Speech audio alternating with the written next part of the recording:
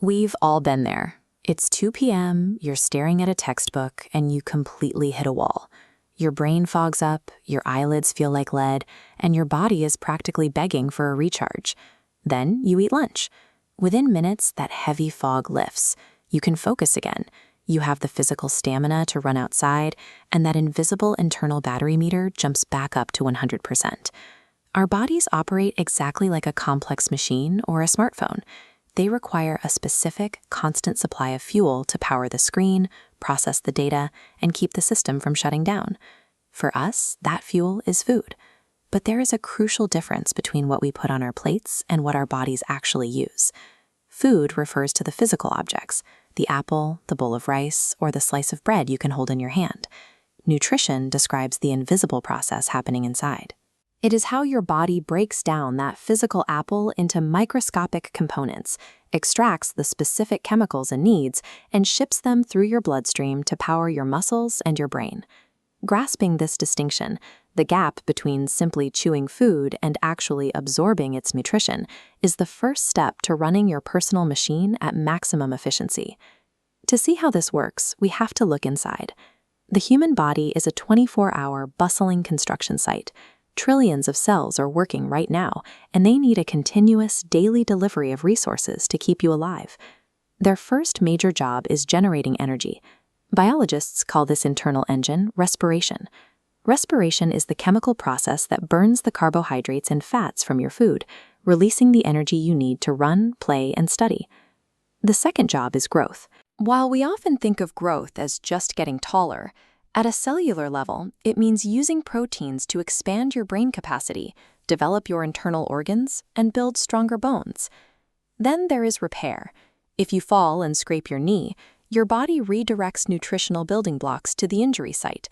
They knit that torn tissue back together, creating new skin cells to seal the gap. Finally, we have immunity. Nutrients like vitamin C and zinc build an invisible internal defense system. They arm your white blood cells, allowing them to hunt down and neutralize invading germs that try to make you sick. If your diet lacks the raw materials for these 4 tasks, the construction site shuts down. Without constant nutritional fuel, our bodies would be completely defenseless and unable to function in the real world. This brings up an interesting puzzle. Every human body requires those exact same internal nutrients. Yet if you look at dinner plates across India, they look entirely different. India is a massive patchwork of distinct climates, soil types, and elevations. These environmental factors dictate exactly what ends up on the table, which explains why there is no single, unified Indian food.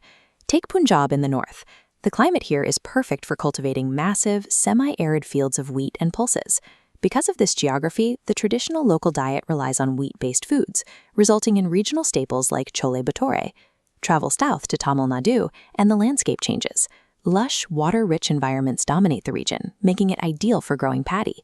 This geography produces rice-based staples like idli and dosa to meet those same nutritional needs. In the arid deserts of Rajasthan, water is scarce. Farmers there rely on hardy, drought-resistant crops like pearl millet or bajra. This agricultural reality created dishes like dal bati churma, engineered perfectly to sustain people in intense heat. Even in Bihar, the local abundance of roasted gram flour, known as sattu, led to the creation of the regional favorite, litti chokha. These traditional menus are the direct result of the land. For generations, families relied on the specific crops their local geography could successfully grow. This creates a fascinating loop. The high diversity of the external landscape feeds the strict, uniform needs of our internal biology. Whether you are eating a northern parantha or a southern dosa, your digestive system is doing the same work. It is extracting carbohydrates for energy, proteins for repair, and vitamins for immunity. Connecting these internal needs with the external journey of our food leads to a deeper form of mindful eating. It is the practice of seeing each ingredient as both a biological fuel for ourselves and a regional success story from the land. The next time you sit down to eat, take a closer look at your plate. Ask yourself what specific biological job those ingredients are about to perform inside you, and just how far across the map they traveled to reach your plate.